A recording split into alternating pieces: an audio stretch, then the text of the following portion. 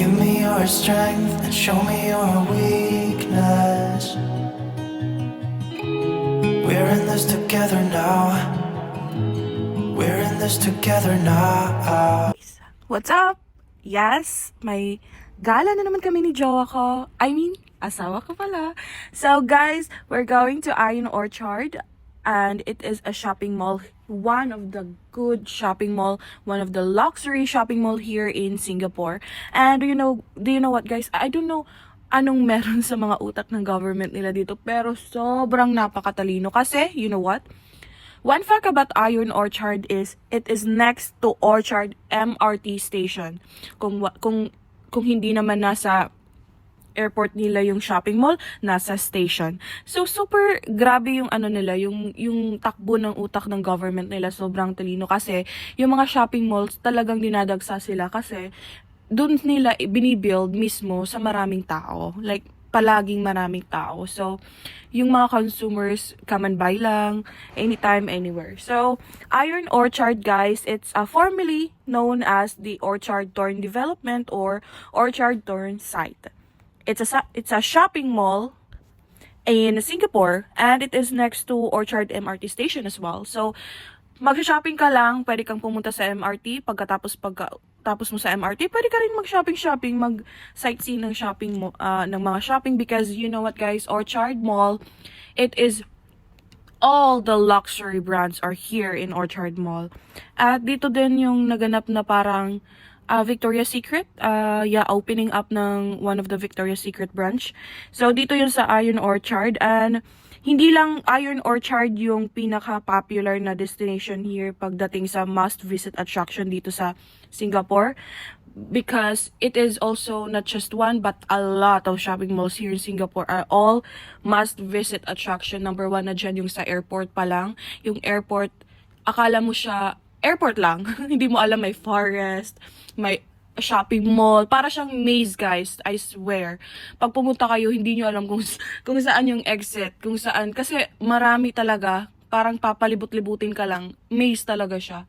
Inside is a lot of shopping malls. A lot of stores na pwede mong tingnan, na pwede mong makita, na pwede mong ma-enjoy. Hindi lang luxury brands. Dito sa Orchard Mall, hindi ka lang makakakita ng mga malls, iba-ibang malls. Akala mo isang mall lang siya, pero guys, once na pumasok ka, connected yung building. Ito pa lang yung Orchard Mall, it is 12 floor, 8 retail store, and then may 4 parking lot. Grabe guys, ang daming floors. Dito pa lang yan guys, wala pa sa kabila. Meron din connected na building dito na Takashimaya, yung pangalan niya. Doon kami bumili ng yung Dior ko at saka yung Chanel ko. Doon guys. See, a lot of luxury brands nandito. My God.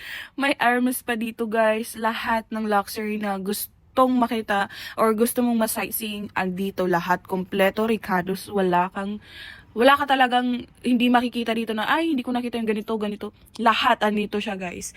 Tapos, pagkalabas mo pa, walang kapaguran na lakad guys kasi andito yung pinaka-iconic na sinasabi nilang Orchard Road kung saan maraming buildings like super dami na pwede kang mag-sightseeing, mag-tourist. One of the most tourist spot here in Singapore is Orchard Road as well kasi meron sila ditong parang malaking TV or what we call 24 screen video wall. Makikita mo siya dyan sa mga gilid. Yes, dyan. Ito yung Orchard Road, guys, dito. Ang daming pwedeng mag-picture-picture. If you like photography, there is an art structure. Dito, pwede kayong mag-picture-picture and everything. Lahat, guys. Kompleto Ricardo's. Akala mo ba, guys, Takashimaya lang yung connected? Hindi. Connected siya sa underpasses ng Westma Atria, Ion Orchard at Wheelock Place.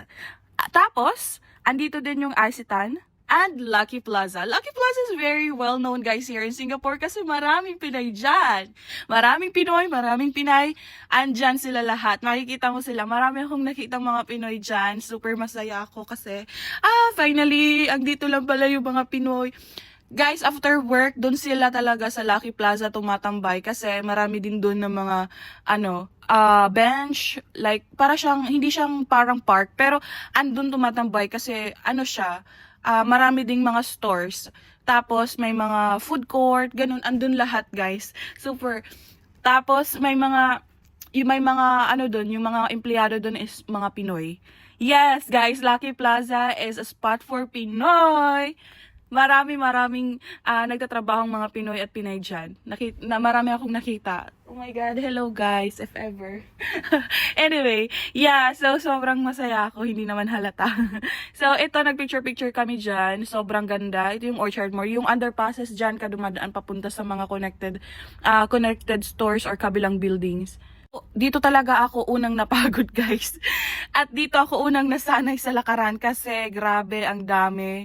Pwede mong lakaran lahat. Grabe, ikaw lang talaga yung mapapagod. I swear. Wala pa dyan yung ibang mga tourist spot dito sa Singapore. Pero pag mag-tourist spot sila dito na may mga may mga tourist spots sila. Hindi lang isa, guys. Like, if ever, like, in one place, lahat yan, tourist spot.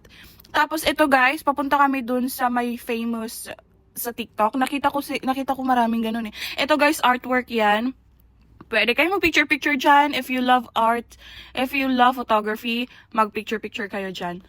And ngayon, since magtitingin-tingin ng mga, umuulan pa talaga. Yes, guys, umuulan dyan. Pero nawawala naman. So, love and hate lang yung relationship ng ulan dito sa Singapore. Anyway, yes, papunta kami dun sa may famous parang sandwich na ice cream na nakikita ko sa TikTok. Super siya, guys, super popular siya kasi masarap daw. So, trinay namin ng jowa ko.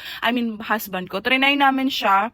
If masarap talaga. So, gusto ko lang ipakita sa inyo, guys, yung view, yung place, yung scenery dito, sobrang ganda. Malululo ka kasi lahat buildings. Hindi lang dito pa yung pinaka main city kasi marami pa. Yan, Isitan na yan. Dito sa ayan, Lucky Plaza, guys. Andiyan yung mga Pinoy, ang daming buildings. Malulula ka talaga. So, pumunta muna kami dito kasi papunta na kami sa Takashimaya. Ito yung connected na mall sa may Iron Orchard. So, yes, guys, connected lang. Ikaw lang mapapagod talaga. Nag-smoke si husband, so yes. Eto na, papunta na kami doon sa may bibilhan niya na ako ng Dior at saka Chanel. So, makeup, guys, hindi gamit. Wag muna tayo sa gamit kasi wala pa tayong pera. Anyway, pag may pera na tayo, doon na tayo bibili. Okay, so gusto ko lang ipakita sa inyo, guys, sa loob ng mall ng Takashimaya kasi Takashimaya is also like an Iron Orchard. Nandito lahat yung mga luxury brands. Tapos, ang ganda, guys, super, Diyos ko Lord. Ikaw lang talaga mapapagod kakatingin-tingin-tingin. Sasakit yung lieg mo, kakatingin kung saan-saan. Lahat ng makikita mo, puro luxury brands, guys. Like, grabe, motivate ka talaga na sana kahit isang scarf lang makabili ka. Yes, so, andyan yung Armani, may Hermes dyan, lahat na gusto mong makita na luxury brand, andyan kompleto lahat. Hindi lang sa isang mall, kundi sa lahat ng mall. Tapos ito, guys, yung papalabas na sana kami kasi lalabas nga kami kasi gusto namin tikman yung sandwich na ice cream. I have doubt kasi I thought it was weird that it's an ice cream but it will be put on a sandwich or like a tinapay. Like, anong lasa nun? So, sabi ko, sige na nga, itatry ko na lang. Pero, yun na nga, sabi ng husband ko, never pa din siya nakatry. Pero, itatry niya din if ever masarap ba or hindi. Kasi nga sabi ko, super popular siya sa TikTok. Like, nakikita ko sa lahat ng mga Pinoy na nagpupunta ng Singapore, nagtatry talaga sila dun. Sabi ko, masarap ba to? Ang weird ng lasa. So, ayun na po sila. Hello, Lolo. Yeah, sila po yung matagal dito sa may Singapore na nagtitinda ng ganito. So, yun nga yung tinitinda nila, yung sandwich. Ayan yung tinapay, guys. Ilalagay dyan yung ice cream. Ayan yung ice cream, guys. Iba-ibang flavor yan. Tapos, sasayo lang kung ano yung flavor na gusto mo. Tapos, ilalagay mo sa sandwich. Ayan na, guys, tikman ko na. Hindi ko alam kung anong lasa talaga. At first, sabi ko, ang weird. Ano ba to? Hindi siya yung Guys, hindi na ako magpapaka-plastic ha. Hindi ko sinasabi namang masarap. Hindi ko din sinasabing pangit. Nasa sakto lang. Depende lang sa taste mo. O, diba? Halata sa mukha ko, hindi. ang transparent ng mukha ko, guys. Hindi nagsusunungaling yung mukha ko, guys. So, anyway, yeah, hindi ko na-typean. Pero, ang sarap naman daw. So, yes, okay, masarap siya. Pero yung umubos talaga yung asawa ko, yung umubos. Hindi ko nagustuhan. Ito yung masarap, guys, yung waffle. Diyos ko, Lord. Ang sarap-sarap. First time ko nakatikim ng ganito. Sabi ko, shit, ano ba? Ano to? Sabi ko, waffle lang ba to? Bakit ganito? Masarap siya. Kasi yung natitikman kong waffle, yung normal waffle lang, di ba? Yung, oh, may hotdog, ganito, ganyan. Guys, yan, may ibang flavor. Like, may Nutella pa. Diyos ko, Lord, ang sarap. Sabi ko, ayun yung favorite ko. Unang kagat, guys. Like, solve ka na talaga. Ayan, kumakain na kami. Sobrang sarap talaga, guys. Pinatry sa akin ng asawa ko yung dalawang flavors na binili niya. Pero yung pinaka na favorite ko talaga is yung Nutella. Yung chocolate. Kasi nga, mahilig ako sa chocolate. Tapos, yung pinili naman ng asawa ko is yung may chocolate. Pero yung flavor ng pinaka-waffle niya is parang matcha na hindi ko gets kung ano yun. Pero, yes, sobrang sarap niya, guys. Tapos, may peanut butter pa, like iba-iba talagang flavor. Sabi ko, pwede bang araw-arawin ko tong kainin? Kaya yun yung favorite ko dito. Isa ko sa favorite dito sa may Singapore, yung waffle nila. Tapos meron pa yung sandwich na hindi ko din magets kung ano yung lasa, pero pag kinain mo masarap din siya. So yun guys, wait for my review for the food here in Singapore kasi nga nag-edit pa ako and everything kasi marami-rami na siya guys. Naipon ko na siya. So i-upload ko siya next time. So watch out for that. So right now we're just finishing up the food, tapos aalis na din kami kasi nagabihan na kami guys, like 10 PM na ate kami nakauwi, kakalakwat siya. Tapos yun, sabi ng asawa ko, marami pang mga tourist spot dito sa Singapore na that I can't wait to show you guys the beauty here in Singapore. Like I already told you everything na if you're going here to just one place, you will be amazed because there's a lot that Singapore has to offer. Hindi lang siya isang place, kundi lahat ng place, lahat ng, like example, pupunta ka sa ganitong lugar, guys, lahat dyan. Tourist spot, yes. Ganon sila ka-brainy dito. Hindi lang isa yung mapapahalagahan mong place, kundi marami, lahat ng place. Grabe. Picture, worth it. Instagrammable, worth it din. Lahat. Photography, if you love it, it's all worth it, I tell you guys.